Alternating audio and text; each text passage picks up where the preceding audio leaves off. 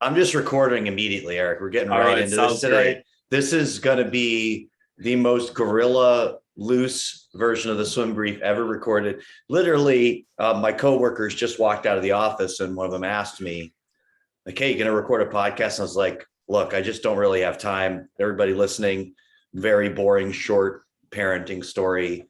My son has been out of school all week and I just don't have childcare. So it's been very hard for my wife and I to find times to do basic things in our lives. So the podcast not being at the top of all those lists, I communicated to my two co-hosts here yesterday when you asked, Eric, like, can we do it this week? I was just like, yeah, no.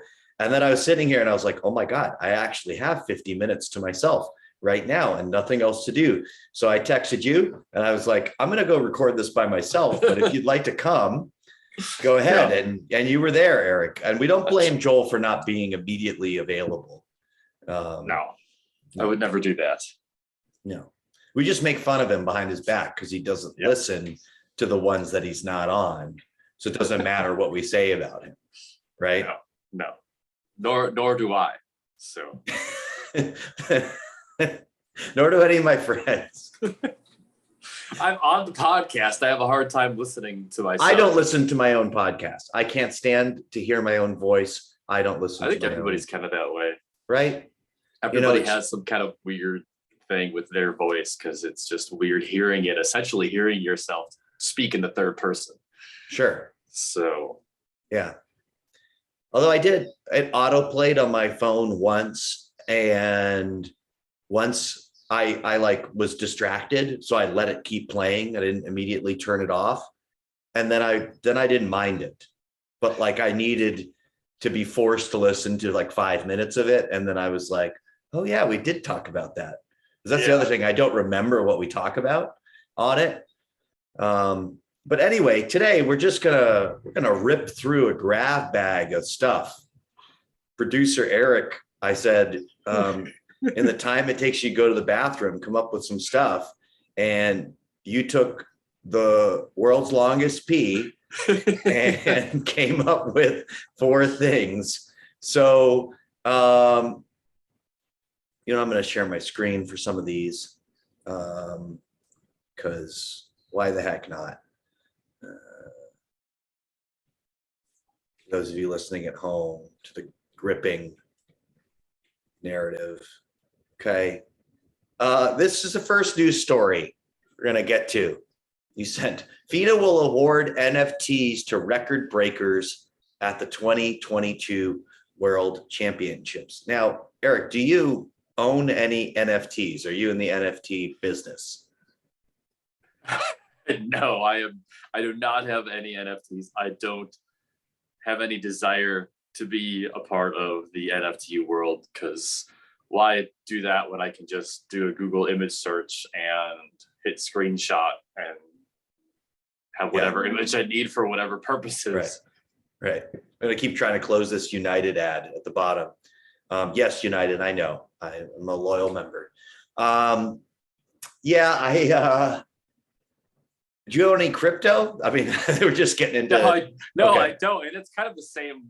It's kind of the same world. It's just. Oh, how dare you? How dare? Nah, I don't own either. Well, I think some people right now who are in crypto would feel that it wouldn't be such a big deal because their coins are crashing right now.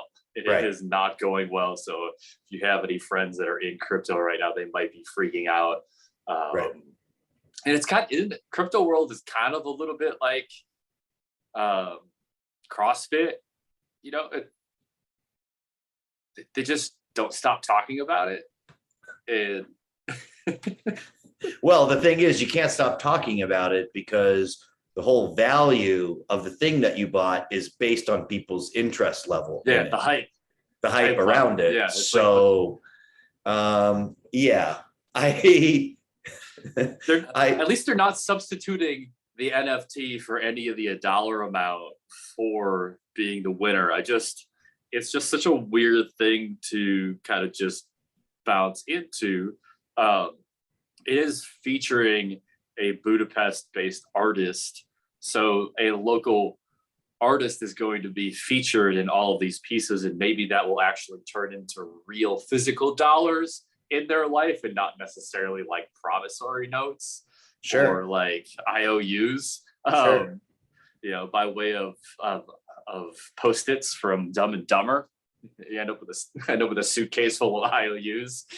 I don't even know if you remember that scene.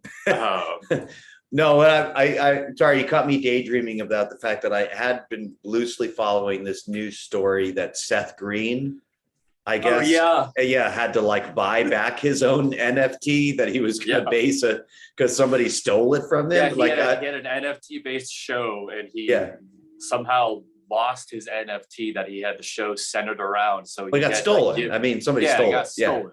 So he had to give said person money in order to get this back, so he can have this show. And this is like, I mean, the highest it's gotten that I've seen has just been on Reddit, and people just making fun of him nonstop with the threads. Right. I mean, yeah, this feels like, the one we've discussed, like the one FINA intern who's probably like, every now and then goes like, hey, do you think we could get a camera angle that actually shows who's winning in the race? Like that person's been so ignored, but like they just sort of at one random time said like, oh yeah, like NFTs is a thing. And somebody else is like, NFTs. Yes. Great idea.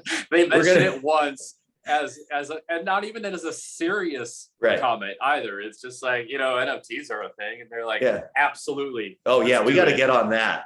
And I go, I mean, but then he's like, but what about the camera? No, tell the camera angle. But we don't show an entire 50 race on the internet. Why would we? Like, we don't need to show them the start or the finish. Like, yeah, that's for nerds. What are you, a nerd? And then they give them a noogie. Look it up, people. Look it up, Zoomers. You don't know what a noogie is. You're gonna have to look that one up. Okay, in your internet. It's not going to tell you on TikTok what a noogie is. Okay. All right.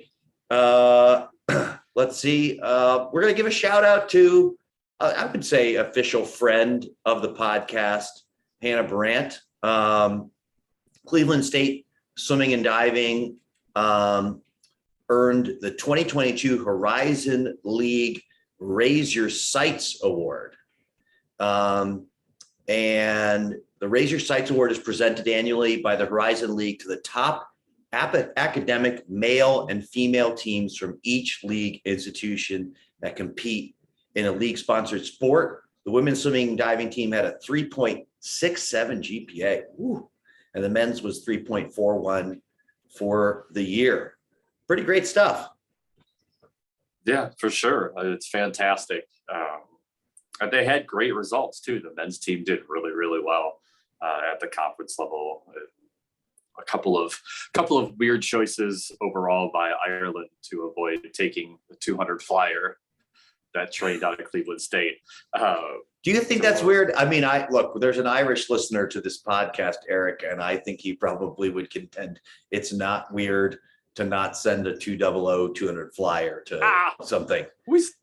They send other people that don't have any business being there. At least it's within earshot. They're going to be in the same. They're going to be in the same 25 meter section of the course. Eric, those are people that will make John Rudd look good. John Rudd doesn't look good when somebody goes and trains at Cleveland for a year and wins. It's better.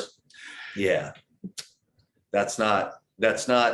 I mean, I don't know, no matter what we say about that situation that you brought up, why do you have to bring that up? I'm going to be in trouble now. You're going to like. Anyway, back to Cleveland State. Congratulations, Hannah. And I think, this is a good example of, I just had another friend email me today, and we're working together on something that he's sending out to kids on his club team about what college teams are looking for in terms of recruitable athletes. And there's quite a bit of page length devoted to the fact that college swim teams, part of their value proposition within athletic departments is that they do well in school. This is actually an important result for you as a swim coach especially within your own university, to be able to say like, hey, well, we are raising the bar academically at this school. We are attracting people that raise the bar. Do I say that you're gonna get a lot of credit for it? No, you're probably not going to get nearly as much credit as you should. That's why we're bringing it up on this podcast. Yeah, you're going to get enough to keep the program in the athletic department. Maybe because there's a lot of cut programs that are doing great. Sure, but it's the one thing that you have the most control over. You have control over really nothing else. You can't control who wins a race, so you might as well control how good your team GPA is. And if you're not there for some of those schools, that APR is really important. Right. So if your swim team is not pulling up that 100% on the APR, that really does a disservice to insert poorly academic performing team over here. And Cleveland State is a place that gets great alumni support, and I think this is probably your first rung in terms of if you're thinking long term with your college swim team, and you're gonna just the straight facts of things. If you want to keep it around, you're going to need a lot of alumni support. So get some smart alumni in there, kicking butt in the classroom, get them some good jobs out of school. And make sure they enjoy swimming. Yeah, make sure they enjoy swimming and want to give back to that experience. I mean, just sort of like that's how the game is played. So shout out there. Are we terming this as a shout out to Jesse Moore for being, or this is more of an explainer. This is a Swim Brief Explains, because we can't help it, guys. We read the comments, even though we know we shouldn't, right? I mean, I know that I shouldn't eat an ice cream sandwich every day after lunch, but I stocked a full box of 12 in the freezer and it tastes so good. Okay. So Jesse Moore is the acting head coach of Cal Swimming and Diving, and people were mad about this, probably because they're commenters that have some axe to grind against Jesse Moore for one reason or another. We just thought we'd explain. Yeah, Eric, go ahead. Just start explaining. No, I wasn't even so much going to explain. I was just going to make a comment that in the premise you hear often.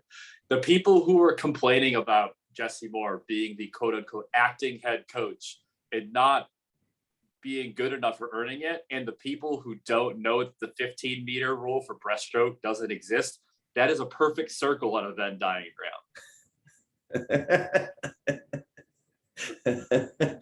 You just insulted half our listenership and went, there's no 15-meter rule in breaststroke? What do you mean?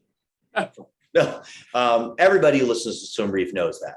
I'm actually really confident. Yeah, I mean, okay, so listen, people, if you're mad because you didn't think that Jesse Moore deserved to be the head coach of Cal, honestly, first off, don't be so jealous. He's in a horrible situation. Like, I honestly, this is not quite so bad that I would say something like, I wouldn't wish this situation on my worst enemy, but if Jesse Moore were my friend and, like I don't know him, I would be worried for him. You know what I mean? He's in a really, really hard situation. And all Cal did was go, hey, the one swim coach we have active on staff that's doing all the work of running our swim team, we're going to acknowledge that he's doing that. That's all they did. They didn't it's not like the AD walked down to the pool and went, you know what, Jesse? Here's a 4-year contract for $1 million. You're the next head coach of Cal Swimming and Diving. He's probably not even getting paid more than he was. He's probably getting paid his assistant coaching salary, and he's doing 2 people's jobs, and he's dealing with a swim slam. Anything. He's trying to recruit when there's a swim slam article every day about one more person on his team entering the transfer portal. Like, the guy is having a hard time. Yeah. Take it easy on Jesse. I think at best he got Terry's parking pass. That's right. So he doesn't have to walk so far after working 12 hours the entire day doing everything for this D1A program. Yeah, a bad situation to be in for this guy. And then the quote from the article about him walking behind the girls who were leaving from this meeting, asking if they were upset, like they were, leaving crying. It doesn't paint a picture overall good for him. And whether or not that was 100% accurate, we don't know. It's just it's an allegation, but it lends itself to the story that this is a total dumpster fire, and he's trying to put it out a cup of water at a time. Right. Like from that story, do we even know whether he was aware that Terry was going to be at that meeting? I mean, like this whole story is that, like, the day after the Terry article came out, he invited people to a meeting, and then Terry was there and she read a sort of semi apology and then was like, who's ready to swim? And half the people walked out, and he followed some of those people. I mean, I could easily see a situation where he's the assistant coach. He's aware of the article. The AD says, like, hey, call a meeting tomorrow, get the team together. He's like, all right, I'll call that meeting. And then Terry shows up and does whatever, she's described to have done. And he's like, what do I do? So people are upset, leaving. And he follows them to be like, hey, what's going on? Are you okay? Or whatever. Yeah, like whatever the words he used in the moment, because it is an emotional situation. Yeah. You don't really know what to say. And it begs the question, if the AD, so I would put, oh no, you're going to go all the way down the rabbit hole. Oh my God. Connecting the strings on the map. And it's like, if you're saying that the AD calls the meeting, like the AD tells him, call this meeting with the students, how does she know about it? Right? Has she been suspended at that point? Has she been told not to go to practice at that point? Or is it just happened to be at the beginning of practice, here you are, and then she rolls up with this, whatever you want to call it. So some sources told me, okay, that's my reporter talk here for this. Sources told me that essentially what happened was, in the lead up to this article, like, OC Register asked Cal and Terry for comment, but did not tell them what was the content of the article. So both of them went like, well, we don't know what to say. We're not going to say anything because we don't know what we're responding to. Article comes out, and 3,000 word. Right. Terry went to her administrators and said, hey, can I have 24 hours to respond to this, because, like, hey, you guys are with me. Like, we both didn't know what was coming. They said yes. And Terry went with the idea that, I think, that, like, she could say something and she still had, like, a lot of her team with her, or, this was just an isolated thing. Right. And it was at that meeting that she sort of realized that she had lost her team. Okay. So do I agree with that? Like that course of events? No, but I guess when it's explained to me like that, I can understand how it happened. But back to Jesse. Yeah. Like most of my thoughts for him go poor guy. I did discover through this that he has his own website. If you go to coachjessemore.org, you can stay up to date on all the top Jesse Moore news, if that's your thing. It's .org. Was it? I think it was .org. Wow. Should we got himself a 501c3? Here, hold on. Coach Jesse Moore. Yep, Coach Jesse Moore, LLC. Here, I'm gonna. For those of you watching the video version of this, I'm gonna go ahead and share my screen right here. Coach Jesse Moore, LLC, and you can see the top news article is that he's the acting head coach. But if you click this link, it says title assistant coach. So I don't. ID.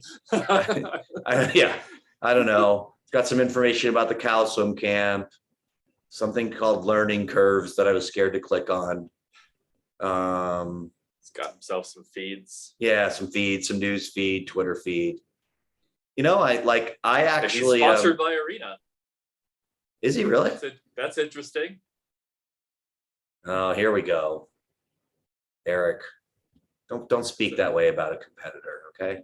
I'm not. It just seems like a Yeah, little where's my Speedo conflict spot? of Speaking interest. of, where's my Speedo sponsorship? Come on, Speedo.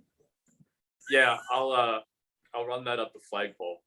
I'm sure the content that I put out here is good for your corporate brand and imaging. I would have to defer to anybody else on that kind of assessment.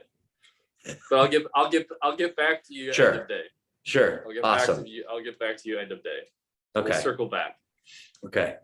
Okay. I just have one last thing I want to address on this podcast. So I'm just gonna let it loose for a little while, and I guess I should go back to sharing my screen because I am along for the ride.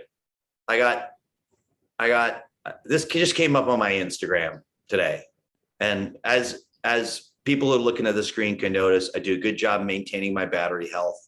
Okay, so you don't need to worry about my battery whatsoever. This is a post from my friend Nico Messer, great guy. Been on this podcast several times, and he's at the GAIN conference, which is Vern Gambetta's yearly get together. I don't know a better way to describe it. Hey, you know what, Eric? Somebody told me, speaking of content on this podcast, somebody made this analogy to me recently. It just makes sense.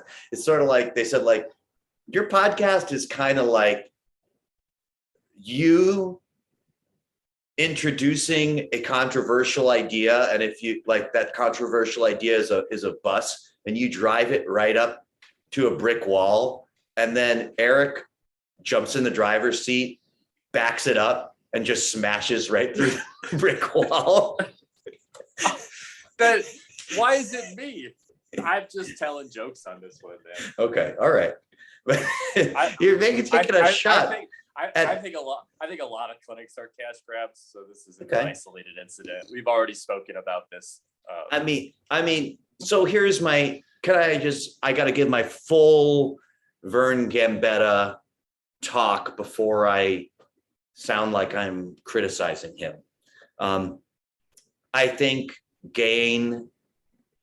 I've never spoken to anybody that's gone to the GAIN conference that hasn't spoken glowingly about it. People seem to really love going to this conference. Nico among them obviously travels a very, very long way to attend every year. So all I know is that a friend of mine sees great value in coming to GAIN every year. A lot of people respect Vern Gambetta for what he does. I'm one of them. I actually think I don't know everything about his dryland program, but from what I know, that he's implementing in swim programs and stuff, seems to be really good. And as far as the market dictates, it's the best in class. Like, he's fully booked.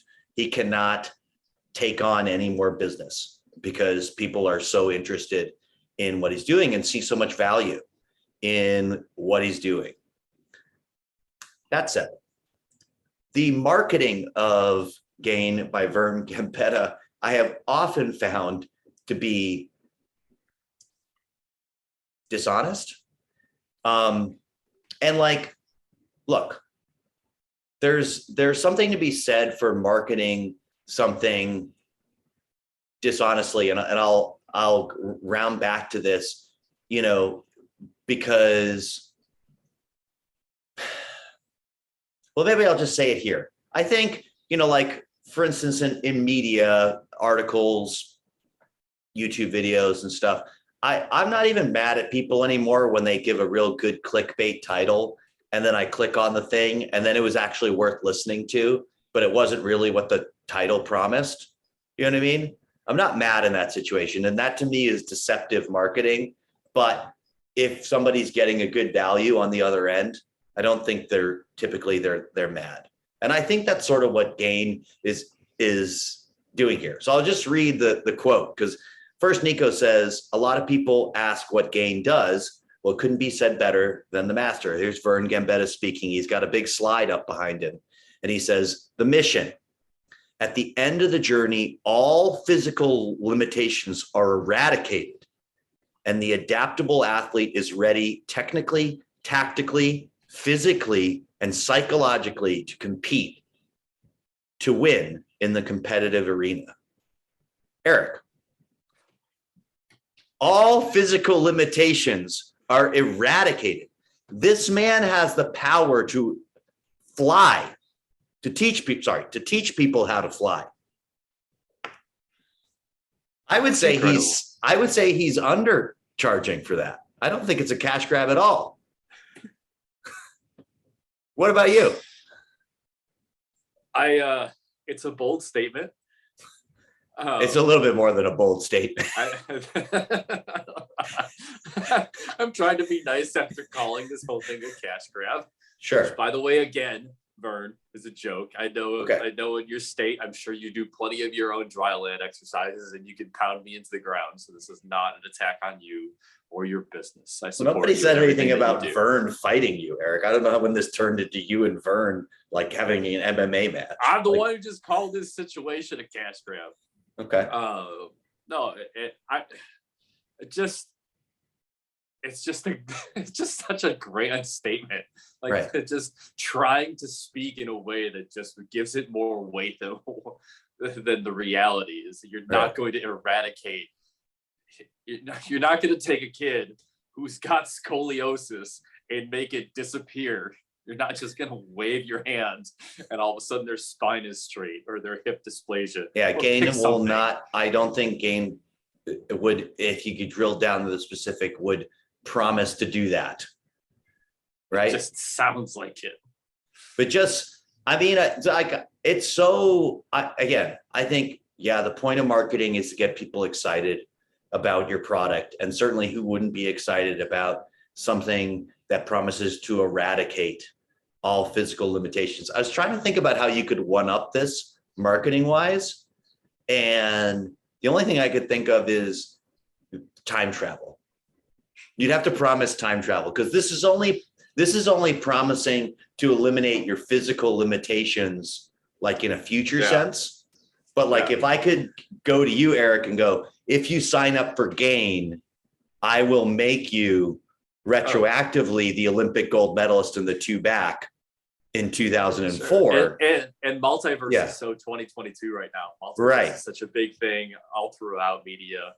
Don't say anything more about that because I got in so much trouble for the Doctor Strange spoiler from last time. So many people were mad at me just because I mentioned that one name of that one person who was in the movie, and I won't do it again. Okay. Lucky for you, I don't spend too much time looking at that stuff. Yeah. Hey, wait, you haven't seen the movie yet? Oh. Do you even remember what the spoiler was? Don't say it if you do. No, I don't. See, that's what I tried to tell people who said that. I go, by the time you actually see this movie, you're not going to remember the 2-minute. I went and saw the big bro flick. I went and saw Top Gun. Lucky. Maverick. Lucky. And I honestly can't even remember the last time I saw a movie before that. Like it's been, I don't know, it's pre-COVID for sure. Right. I've been to a few movies. I went to go see, none of them were getting off on a Doctor Strange tangent, but I saw it in Denmark and I was done with all my work and I had nothing to do the last night. And it had come out a week early overseas. So like I saw it all the way back, I think in the beginning of May. So maybe also me like thinking like I think it's been out longer than it has. But back to Vern, I don't know. I mean, do you agree with me? Like, is it okay to market something dishonestly if people are still getting a good value on the other end? Like for instance, if I said to you, like, this phone eliminates world hunger, but actually it's just like a really good smartphone and it only costs like $200, would you be mad? You know, like, or not? Well, that would definitely be false advertising because there would be something I would assume tied to that, either monetary donation or something about the production of it. Results in that elimination. So, I guess if you're paying the people who work on the phones, and that in turn is helping thwart world hunger, sure, loosely. Right. But my biggest hang up is these grandiose statements, like making it out to be bigger than it really is. And I understand you try to sell people on it, but it's just, it feels a lot like the shirts that we see at meets Oh, that here we have go. the saying. I know on exactly the what you're back. talking about. And Yeah. you know, it's like, yeah, where Yeah. it's like something along the lines of hashtag grit, don't count the laps, make the laps count. Right. You know, swimmers do more laps than a runner, and you know, more kicks than a soccer player, or whatever else kind of nonsense, whatever you need to do to make yourself, you know, amped up to be able to race at that big meet. Like, Yeah. It's annoying. It's one of the things I love best about coaching at Wahoo's, if I could do my Wahoo's plug of, of the month, is I think we are a club that I think the kids on the team do train, comparison to most places, they train crazy hard. But like we don't have any shirts that are like, we train so much harder than you, you know what I mean? Like we just have shirts that literally say like, show your best. Like, and Yeah. that's probably the most common thing that's on a Wahoo shirt. It's very like, just do your best. I had one where I said our Masters team is faster than your senior team, because I had one guy in the Masters. Oh, I remember that guy. Yeah. Yeah, Mike, and he was in his mid-40s finaling at the Region 8 sectionals. So it became a big thing. Anytime somebody raced against him, a lot of kids freaked out because they were getting their butt handed to them by a former national team member. Yeah. Yeah. Well, yeah. So I don't know. The other thing that I think ends up in my rant column about Vern too is so I picked on the claim about eradicating physical limitations, but to also promise that a dry land program will make you ready technically, tactically. Like this dry land program will teach you how to swim the 200 free. That's what's being, that's how I interpret it, right? Technically, tactically, physically, psychologically. Like take your whatever money you're spending on sports psychology, throw it away. All you need is game.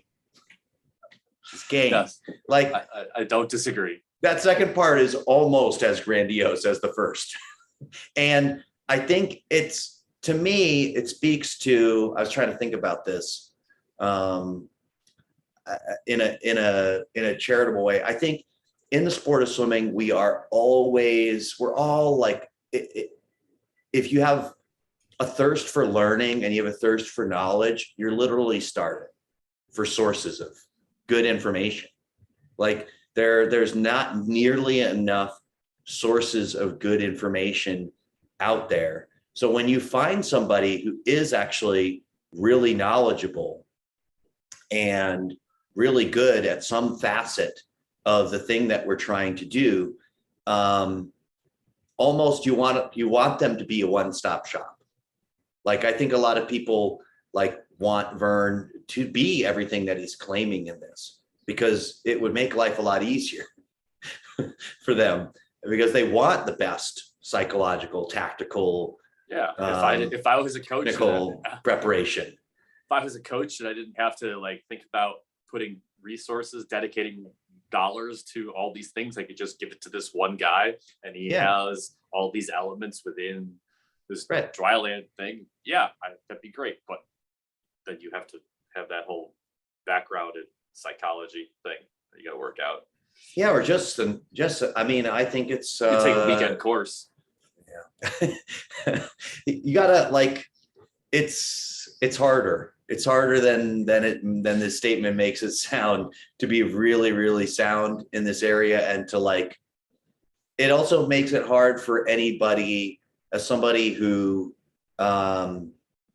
used to be an entrepreneur in this space and tried to honestly market what I was doing, this stuff makes it really hard, because I go, well, what could I do? Could I sort of go against what I value and start lying about what I'm capable of doing, because I know what I'm doing is good anyway? So like what I just said, like, it's okay if I'm still doing something good on the other end, right? Or do I just accept that I'm gonna do worse because I'm actually being honest, and my honest claims about what it is I'm doing just don't sound very impressive next to something like this? So thoughts I have when I consider if I'm ever going back down that path again. Maybe I'll just find somebody else and make them do the marketing. Maybe that's what he's done. I don't know. Maybe Vern's got a crack marketing team working on these statements. All right. Anything else for this week, or we're ready to put a bow on this one, Eric? Yeah, let's put a bow on it. This has been good. This was good. See, you should be ready to roll with it more often, Eric. That's what I always say. Yeah. And drive that bus right through the brick wall. Yeah, I don't know why I have to be the driver. I'm just saying. Producer? Joel Joel doesn't drive that bus, you know that. He's actually the one who backs it up. I throw him out of the driver's seat. Yeah, you see, in order to drive the bus through the wall, Eric, you need to drive in a straight line. And Joel's mind doesn't have any straight lines in it. For anybody who's listening to this podcast, you go like, where is he headed? I don't know. We'll just sit back and come along for the ride. So Joel gets in the driver's seat and just starts like sort of like, if he hits the wall, it's incidental. He wasn't trying to. He just so happened it was in his way of what he was trying to get to. All right, everybody. Thanks for listening. Thanks for being a friend. Thanks for your thanks for your honesty. I thought you were gonna start singing the theme song. No, I can't. All right, bye. See ya.